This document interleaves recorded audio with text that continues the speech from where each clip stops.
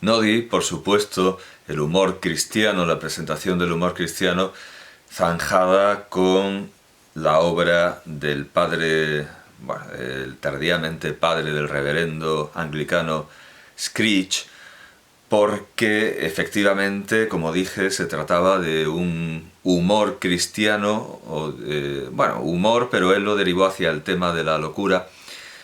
A partir de que lo derivara hacia el tema de la locura de Cristo, de que sus parientes creyeran que estaba loco y había que atarlo, hacía un pequeño deslizamiento, un pequeño comentario, una pequeña visita a los grandes locos en Cristo, a los grandes locos de Dios orientales, y claro, esto me recordó que debía también buscar una bibliografía adecuada para presentar ese aspecto del cristianismo. La mejor y la mayor, desde luego, está en la vida de los padres del desierto, en esa gran compilación latina de la vida de los padres del desierto, de donde Screech toma una historia muy importante, porque una historia atribuida a San Juan Bautista, que tiene correlato en las escrituras taoístas, en los clásicos taoístas chinos más antiguos. Es esa historia de que es esa comparación entre el ser humano y un arco que no puede tensarse demasiado porque se rompe. Pero claro, esto vale para el cristianismo primitivo, para la vida de los santos padres. Ahí están todas esas historias de esos locos en Cristo, pero para la tradición específicamente oriental y sus continuaciones me pareció conveniente o me pareció adecuado recomendar este libro del cardenal Tomasz Pidlik, Los grandes místicos rusos. Tomasz Pidlik, como aquí se dice en su biografía, es jesuita, fue un jesuita. Nació en 1919 en Moravia, en la República Checa, no es un bohemio como la inmensa mayoría de los autores checos que conocemos, es un moravo. Realizó estudios de filosofía y teología en diversas universidades europeas, fue profesor del Pontificio Instituto Oriental y desde 1991 vivió y trabajó en el Centro Aletti.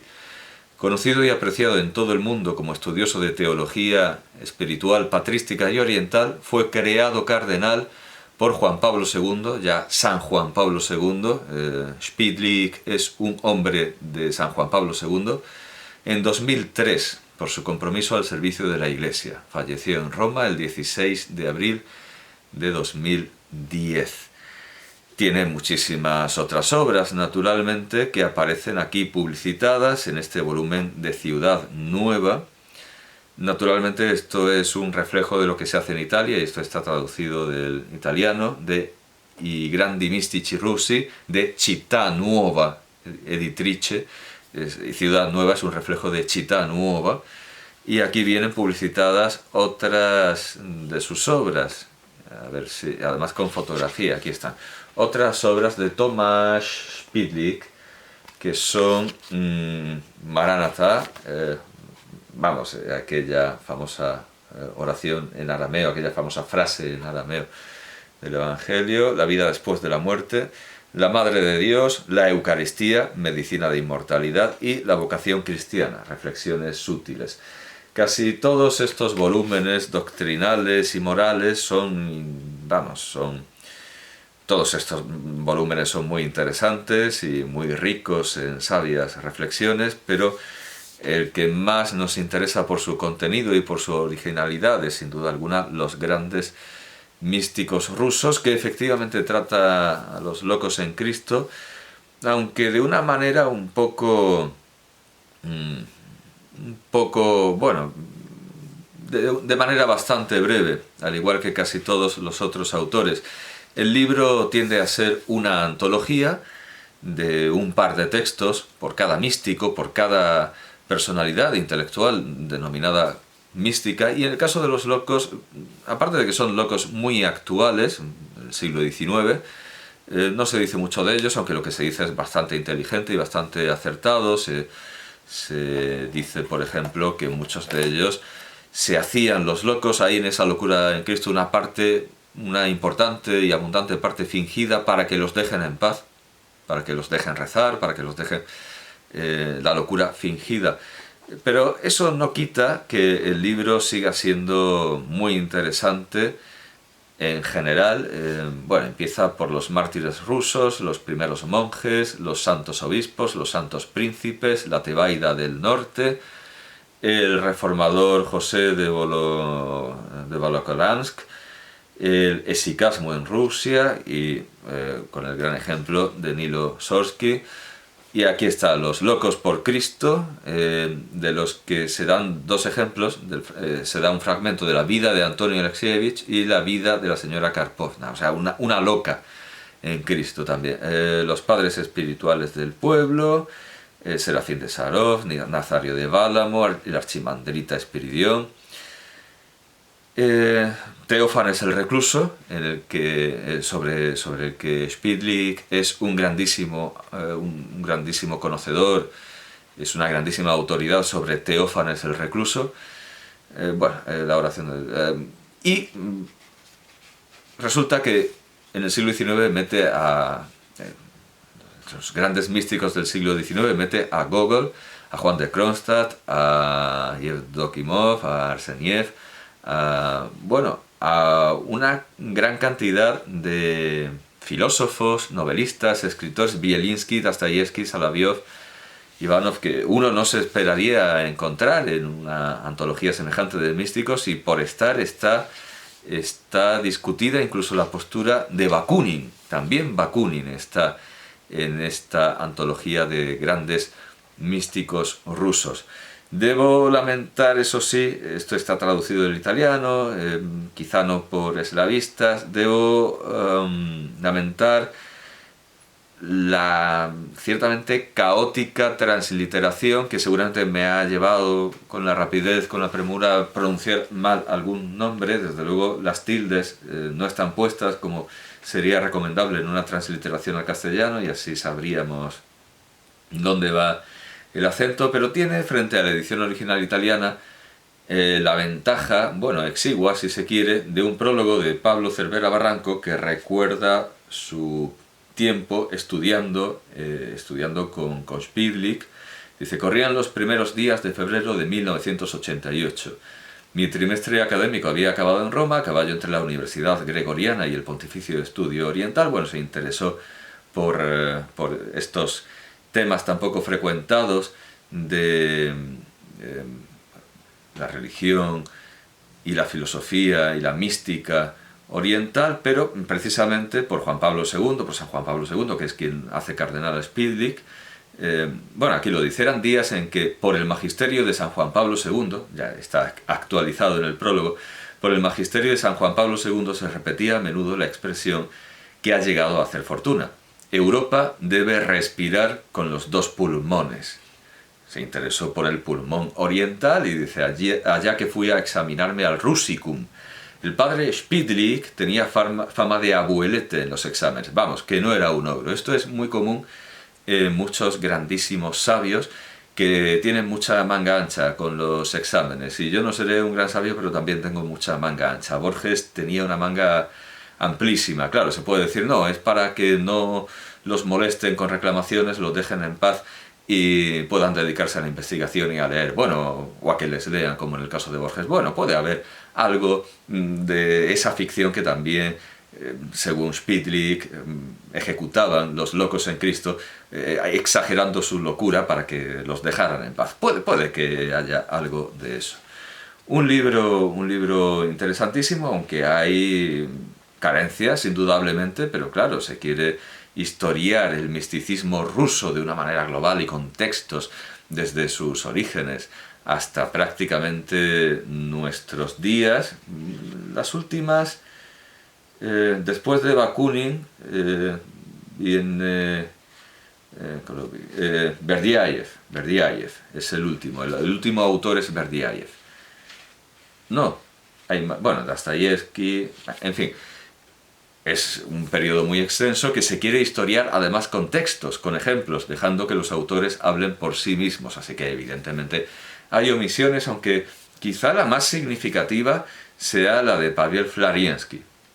Porque en un libro sobre misticismo ruso hablar de Bakunin y no hablar de Flariensky es llamativo. Bueno, a lo mejor se me ha escapado, pero no se lo antologa, no se reproducen textos suyos. En todo caso, quizá estas carencias demuestran que es un libro ligero, es un libro sutil, fácil de leer, nada pesado, y que ofrece una visión muy amplia de ese cristianismo eslavo y específicamente, claro, porque Spidlik es un eslavo, es un moravo, pero específicamente ruso, esa alma rusa que sobre la cual todos los pensadores se devanan los sesos desde las palabras de Gogol, y que puede ser un falso problema como nuestro ¿qué es España?, de nuestros pensadores que toman el Quijote como su Biblia y que en el novecentismo llegan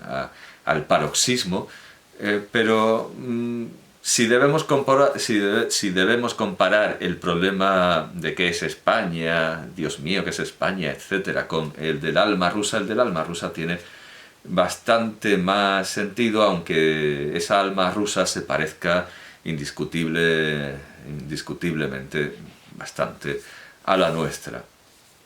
Es una recomendación, por lo tanto, casi podemos decir que didáctica, plenamente didáctica, para enseñarnos a nosotros mismos qué es ese pulmón oriental, qué es esa otra parte del cristianismo que tenemos un poco abandonada, que es la oriental, y empezar a degustar su innegable e indiscutible riqueza. Como digo, esta no es la única obra del padre Spidlik, es más bien la única que podía haber redactado él, con todos los años de estudios que tenía sobre la literatura mística y la experiencia mística oriental.